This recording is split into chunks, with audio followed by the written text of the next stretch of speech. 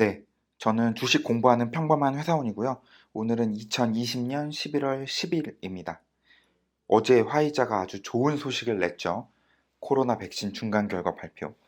이게 너무 좋았어가지고 정말 시장이 거의 폭발을 했는데 개인적으로는 이제 화이자 주식을 가지고 있다 보니까 화이자가 이제 어떻게 될지 향후 전망 이런 것들 좀 궁금해서 리포트를 찾아봤고요.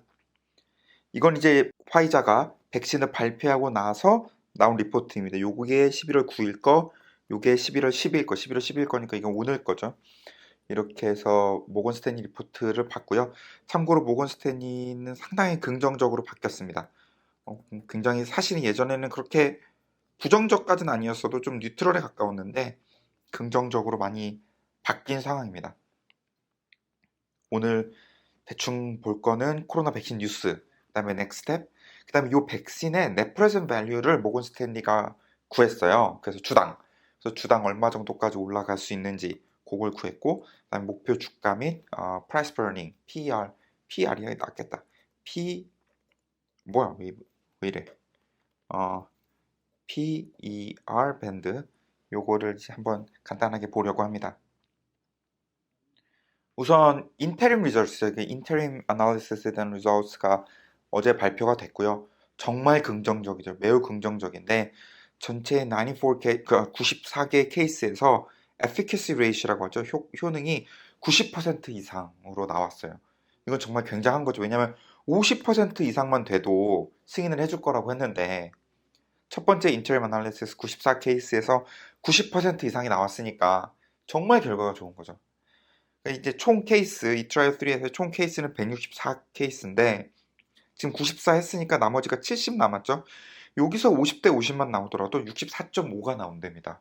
그러니까는 이제 백신이 나올 확률이 매우 높은 상황이 됐고요.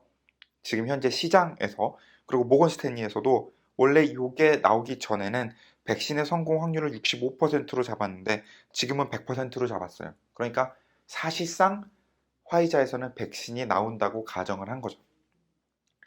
자, 정말 좋은 뉴스죠. 그리고 넥스텝은 이제 11월 셋째 주에 뭐 다다음 주나 다음 주나 되겠죠. 이제 Emergency Use Authorization을 이제 제출을 할 계획이라고 하고요. 이걸 FDA에 제출을 하는 거래요. 그럼 이제 FDA에서 12월 중순 안에 결론을 낼 거라고 합니다. 그런데 뭐 현재까지 분위기에서는 무조건 어프로브를 하겠죠. 그렇게 되면 6개월 동안의 안전 체크, 6개월이 지금부터인가 어느 정도 이건 잘 모르겠는데 왜냐면 6개월 동안 이후부터 6개월 동안 안전 체크를 하면 여름에 나와야 되니까. 근데 2021년 봄에 완전한 어프로블이 가능할 것이다. 요렇게 지금 모건 스탠리는 예상을 하고 있고요. 결국 내년에는 이제 백신을 볼 수 있을 것으로 예상을 하고 있습니다. 정말 너무 행복하죠. 저도 진짜 좀 여행도 다니고 싶고, 정말 한국이랑 여기 몇 시간이 걸리지도 않는데 한국도 못 들어가고 있고 그런데 정말 좀 나왔으면 좋겠네요. 화이자의 어떤 백신 마켓 쉐어, 백신 점유율 역시도 굉장히 코로나 백신이죠. 점유율 역시도 굉장히 이제 상승할 것으로 예상을 하고 있고요.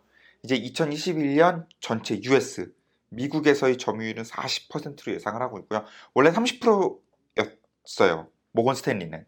모더나 뭐 아스트라제네카, 존슨앤존슨 다 경쟁을 하니까.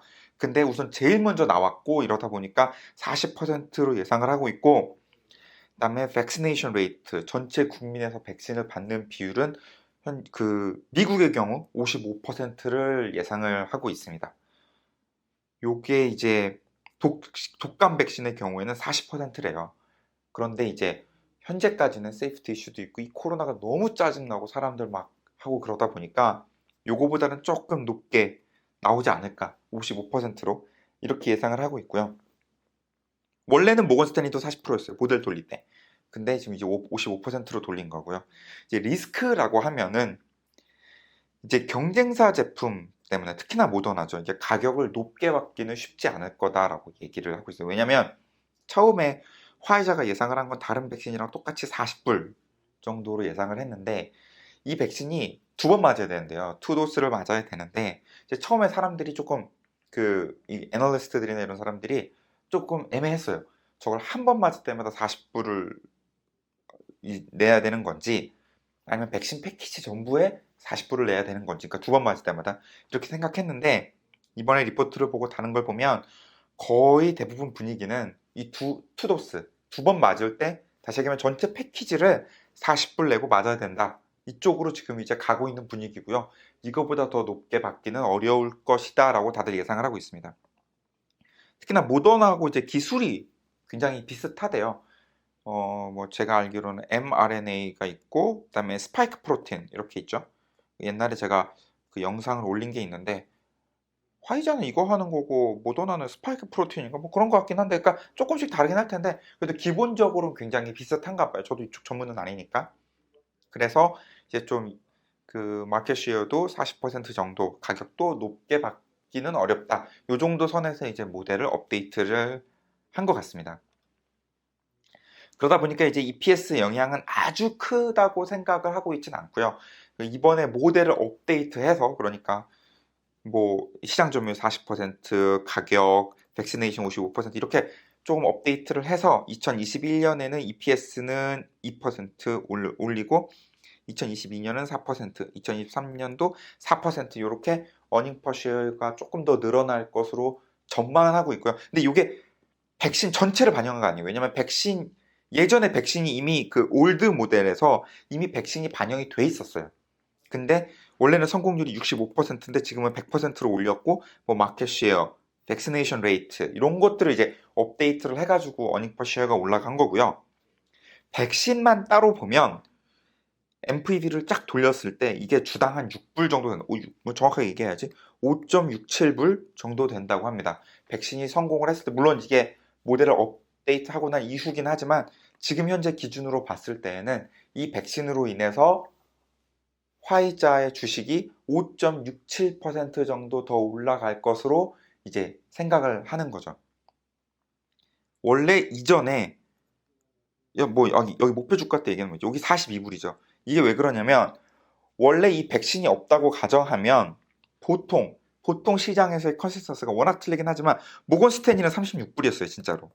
모건 스탠리는 기본적으로 36불에서 37불 요 정도가 이제 뭐 항암이나 이런 것들에 대한 다른 제품에 대한 밸류에이션이 36불이었는데 이 백신 때문에 42불로 어떻게 보면 지금 올라간 거예요, 이미.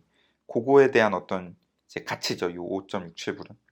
그럼 현재 가격으로 봤을 때에는 목표 주가 42불을 보면 7% 정도 더 올라갈 여지가 있고요. 어제 발표한으로 8%가 더 올라갔네요.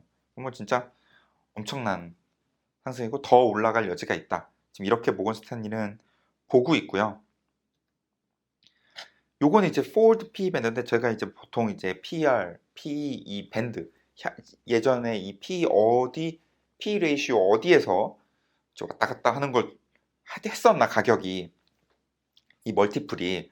그런 것들을 보는 걸 조금 좋아하는데 그걸 이제 프레젠테이션에서 이제 조금 이제 올리려고 하는데, 보면은 forward 플러스 2니까 이제 지금으로 얘기하면 2021년이죠. 2021년에 어닝을 기준으로 프라이스가 어떻게 됐나 요걸 지금 보는 거거든요.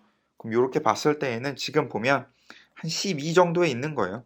그러니까 지금 요거랑, 그러니까 모건 스탠리보다는 이게 시장 컨센서스가 조금 높은 거죠. 모건 스탠리가 조금 보수적으로 보고 있다는 게 여기서 증명이 되는 거고, 이렇게 보면은 지금은 현재 화이자 이렇게 쫙 봤을 때 그냥 조금 저가 아니면 조금 중간 가격 요 정도로 지금 이제 PE 밴드가 움직이고 있는 거죠. 그러면 더 올라갈 수도 있다? 올라갈 수도 있죠. 올라갈 수도 있는데 다시 말씀드리지만 제가 화이자 프레젠테이션 할 때마다 말씀드리는 거죠. 화이자의 가장 큰 문제는 파이프라인이 없다라는 거.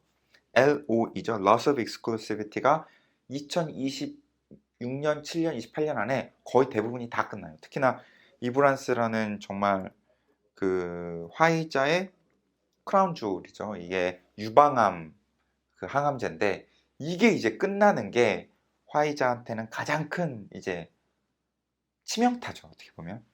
그런데 뭐 아무래도 현금이 많고 이러다 보니까 뭐 인수합병을 하긴 할 텐데 그래도 기본적으로 현재까지 봤을 때에는 이 파이프라인이 없는 게 아무래도 얘네들이 멀티플을 조금 낮게 받고 있는 게 아닌가. 그러다 보니까 아무리 PE 밴드가 뭐 15x, 14x까지 올라갔다고 치더라도 지금 특별하게 결과가 보이지 않는 상황에서, 그리고 백신이 아무래도 경쟁도 심하고 가격을 높게 받을 수 없는 상황에서 14X나 15X를 이제 멀티플을 주기에는 조금 부담스럽지 않나 이렇게 생각하고 있는 것 같아요, 시장이.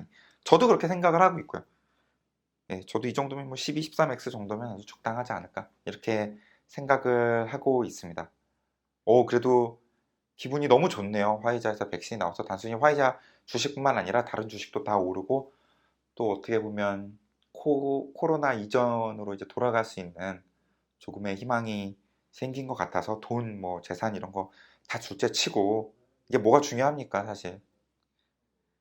너무 행복하고, 좀 화이자가 아니더라도 뭐 모더나든 어느 회사든 어떻게든 빨리 좀 나와서 정상 상태로 돌아갔으면 좋겠네요. 네, 도움이 되셨으면 좋겠고요. 이상입니다.